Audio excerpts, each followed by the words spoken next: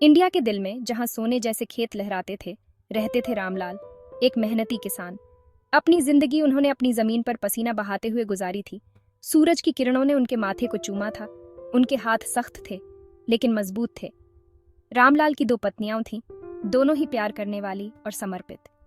उनका बड़ा बेटा बिरजू अपने पिता की परछाई था, मेहनती और जिम्मेदार। छोटा बेटा श्याम अपने हंसमुख स्वभाव और मृदुभाषी होने के लिए जाना जाता था। दोनों बेटों की शादी हो चुकी थी। उनकी पत्नियां उनके इस छोटे से घर में खुशियां भर देती थीं। जिंदगी एक सरल लय में चल रही थी। बुआई और कटाई, खुले आसमान के नीचे साथ भोजन, खेतों में गूंजती हंसी। रामलाल का हृदय संतोष से भर गया। उन्होंने कड़ी मेहनत की थी, अपने परिवार का पालन पोषण किया था और अपने बेटों को बड़ा होते देखा था। उनकी खुशी का कोई ठिकाना नहीं था। गांव वाले अक्सर रामलाल की किस्मत और उनके सुखी जीवन के बारे में बातें करते थे। उन्हें क्या पता था कि भाग्य ने उनके लिए एक क्रूर मोड़ लिख रखा है। क्षितिज पर एक तूफान मंडरा रहा है। एक दिन उनके जीवन का यह सामंजस्य टूट गया। श्याम, जो बिल्कुल स्वस्थ था, बहुत बीमार पड़ गया। ये एक बुखार से शुरू हुआ, एक लगातार खांसी जिसने उसके कमजोर शरीर को हिला दिया। दिन हफ्तों में बदल गए और श्याम की हालत बिगड़ती गई। धवन नाम के एक चालाक वैद्य को बुलवाया गया। उसने श्याम की जांच की। उसका चेहरा स्याह था, उसकी आंखें एक अजीब सी रोशनी से चमक रही थीं। धवन ने महंगी औषधियां, दुर्लभ जड़ी बूटियां और शक्तिशाली औषधियां लिखीं। रामलाल अपने बेटे को बचाने के लिए बेताब थे। उन्होंने अपनी सारी जमा पूंजी श्याम के इलाज में लगा दी। परिवार की मामूली सी बचत हर गुजरते दिन के साथ कम होती गई, जैसे रेत उनके हाथों से फिसलती जा रही हो। जैसे जैसे श्याम की तबीयत बिगड़ती गई, उनके दिलों में डर समा गया। उसकी हंसी खामोश हो गई थी। उसकी जगह दर्दनाक खांसी ने ले ली थी, जो कभी खुश रहने वाले घर में गूंजती रहती थी। बिरजू अपने पिता की दुर्दशा और परिवार के घटते संसाधनों को देखकर चिंता में डूब गया। कभी प्रचुर मात्रा में उपज देने वाले खेत अब कम उपज दे रहे थे। उनकी समृद्धि डूबते सूरज की तरह फीकी पड़ रही थी। उसकी पत्नी, एक तेज बुद्धि वाली लेकिन संदिग्ध नैतिकता वाली महिला, ने उसकी बढ़ती चिंता पर ध्यान दिया। एक शाम जब आसमान मानसून की बारिश से रो रहा था, तो उसने बिरजू के कान में एक भयानक योजना फुसफुसाई। हम आपके परिवार को कर्ज में डूबते हुए नहीं देख सकते, उसने फुसफुसाते हुए कहा। उसकी आवाज में जहर था। यह बीमारी एक अथाह कुआं है, इसे खत्म करने का एक ही तरीका है। उसके शब्द सांप की जीभ की तरह तेज ने बिरजू के हृदय में अंधेरे का बीज बो दिया। उसने शुरू में विरोध किया। अपने ही भाई को नुकसान पहुंचाने का विचार घृणित था, लेकिन जैसे जैसे दिन हफ्तों में बदलते गए और श्याम के स्वास्थ्य में कोई सुधार नहीं हुआ, हताशा ने उसके संकल्प को कमजोर कर दिया। अंधेरे की आड़ में जब दुनिया सो रही थी, बिरजू ने शैतान से समझौता कर लिया। वह वैद्य धवन के पास गया। उसका दिल उसके सीने में तेजी से धड़क रहा था। धवन ने एक जानकार मुस्कान और लालची आंखों से उसे एक शीशी दी, जिसमें रंगीन तरल भरा हुआ था। आपके भाई की पीड़ा का एक दर्द रहित अंत, उसने फुसफुसाते हुए कहा। उसकी आवाज एक खतरनाक फुफकार थी। शीशी का भार बिरजू के कांपते हाथ में 1000 सूर्यों की तरह लग रहा था। उस रात दया का दिखावा करते हुए उसने घातक औषधि को श्याम के रात के टॉनिक में मिला दिया। उसने देखा, उसका हृदय उसके सीने में शीशे के भार की तरह था, जैसे श्याम ने जहरीला मिश्रण पी लिया।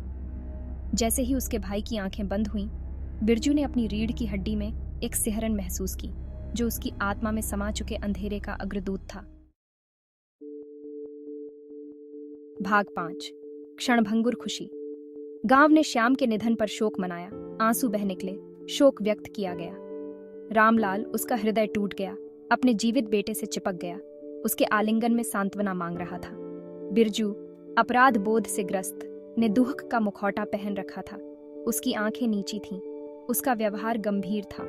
उसकी पत्नी, उसके अपराध की मूक दर्शक, उसके पास खड़ी थी। उसका चेहरा भावहीन था। श्याम के जाने के साथ ही परिवार के संसाधनों पर से बोझ कम हो गया। धीरे धीरे उनके खेतों में अच्छी फसल होने लगी।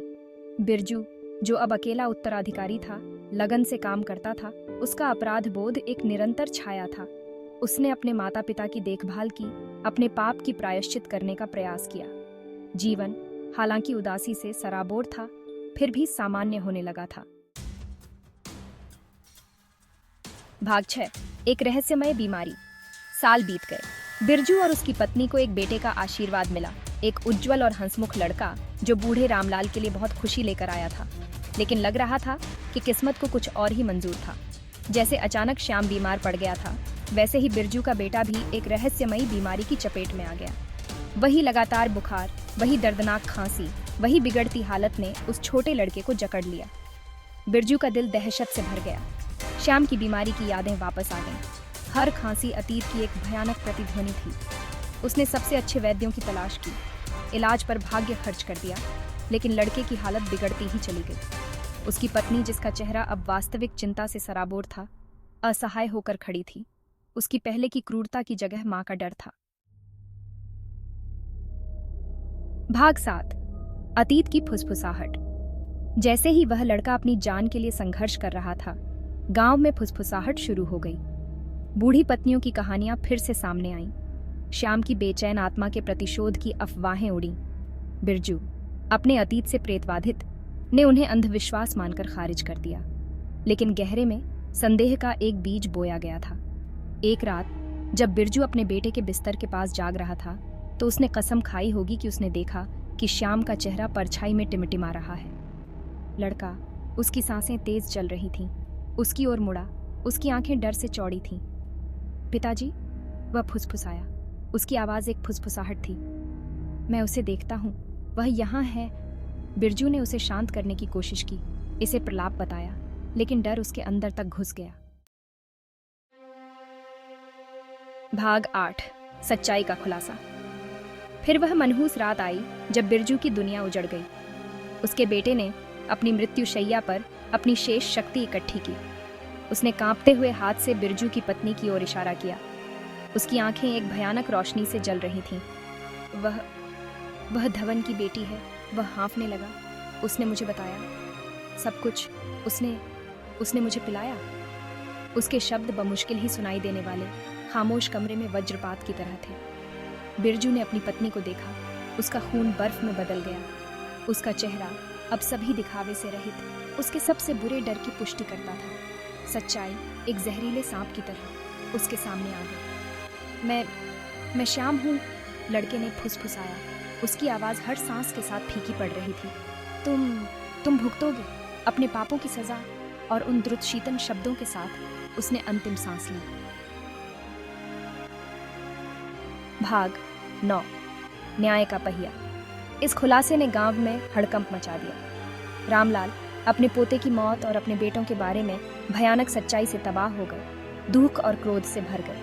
उसने बिरजू का सामना किया। उसकी आवाज़ जीवन भर के विश्वासघात से कांप रही थी। बिरजू ने अपने सारे पापों को कबूल कर लिया। उसने जहर देने, लालच, उसकी पत्नी द्वारा बुने धोखे के जाल का खुलासा किया। ग्रामीण क्रोध से उबलते हुए बिरजू के घर को घेर कर न्याय की मांग कर रहे थे। गांव के बुजुर्गों ने बहुत विचार विमर्श के बाद बिरजू और उसकी पत्नी को निर्वासित कर दिया। उनका अपराध माफ करने के लिए बहुत जघन्य था। भाग 10। कर्म का आलिंगन। और इसलिए बिरजू, जो कभी एक सम्मानित किसान था, एक बहिष्कृत व्यक्ति बन गया। उसका जीवन उसके अपने कार्यों से बिखर गया। उसकी पत्नी, उसकी चालाक योजनाओं का पर्दाफाश हुआ। उसने भी उसका भाग्य साझा किया। उन्हें आखिरी बार गांव से जाते हुए देखा गया था।